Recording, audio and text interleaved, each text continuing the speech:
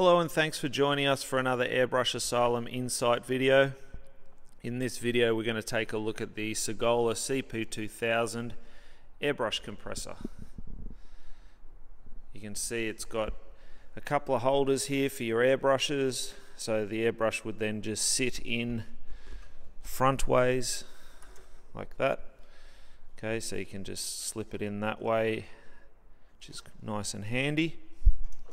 These can also be moved so that you can put your airbrushes in whichever position is best.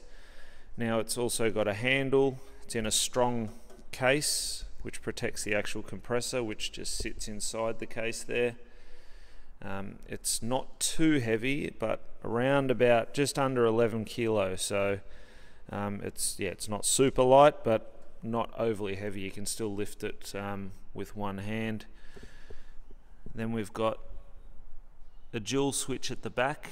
So position 1 will actually pump the compressor up to a maximum of 4 bar, which is approximately 60 psi, so you would use that for when you're airbrushing. And then we've got the position 2 on that switch, which will allow the compressor to go up to 6 bar, which is about 90 psi. So we're going to test that using the Sagola mini spray gun. You can see the tank under there. Now to go to the specs, it has a 1/4 horsepower, 35 to 40 litres per minute.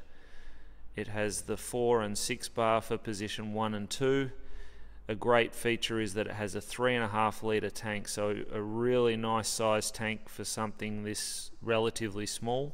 You can see the dimensions there, so 350 ml by 140 ml by 360 ml, alright, and 10.7 kilo.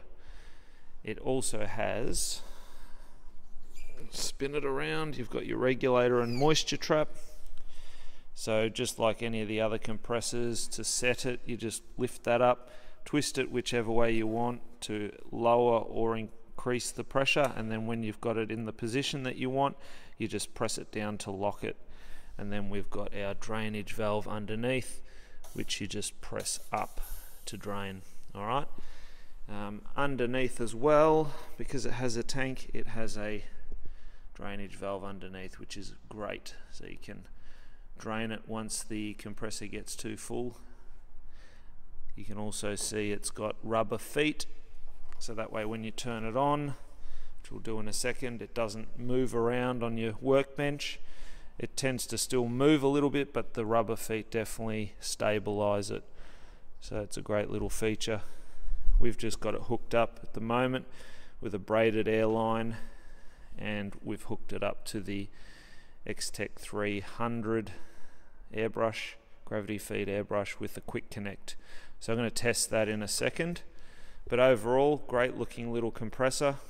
Pretty impressive that it's got a 3.5 litre tank. And 1/4 horsepower is decent enough for the power, so yeah, really good.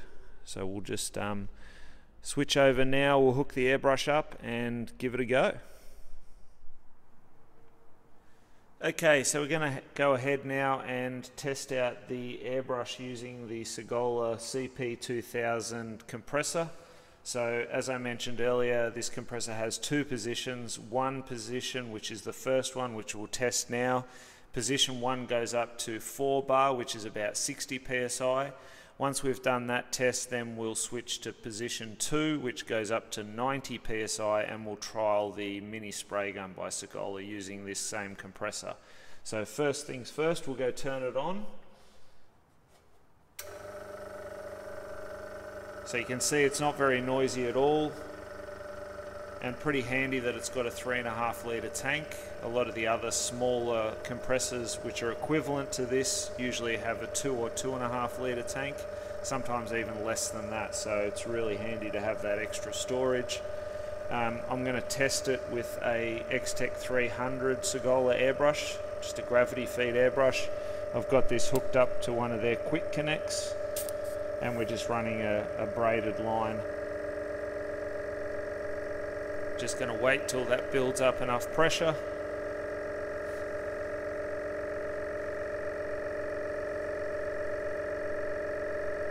We've just got some water-based paint in this airbrush, so and we're running, I'd say, probably at about 40 psi roughly. Alright, so just going to test this out. So we're getting consistent pressure, which is good.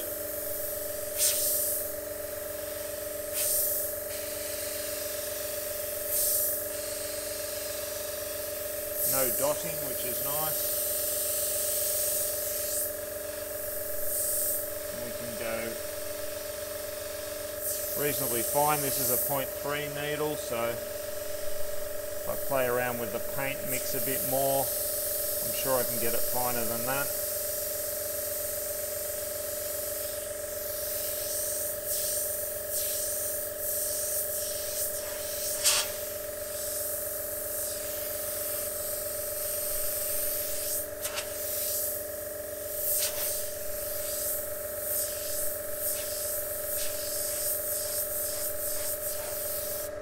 So overall it's keeping really good pressure.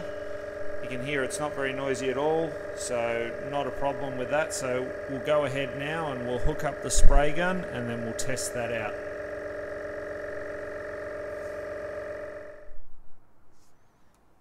Okay, now we're going to test the Sagola CP 2000 compressor on position 2. So I'm pretty sure this is a continuous run position, so this will go right up to your 90 psi, so 6 bar, but I'm pretty sure they design it deliberately to not shut off so that you can run a spray gun or something a bit more powerful. So I've already started to pump it up. I've got the Sagola 475 spray gun.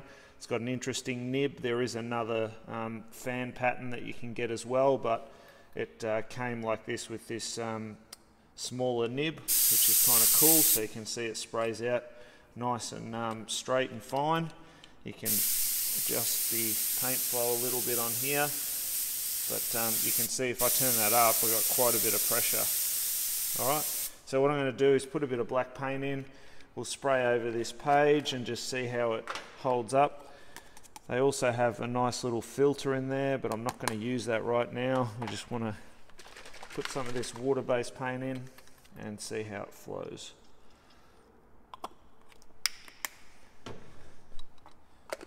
Pop the lid back on, turn the compressor on.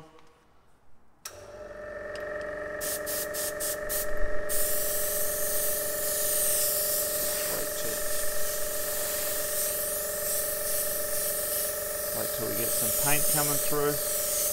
There we go. So this is pretty handy. You can do some sort of fine lines with it too, but overall we're getting a nice spray pattern, getting plenty of paint coming out. You could easily use this size spray gun and even turn the pressure up a bit and get really quick coverage without any lag. So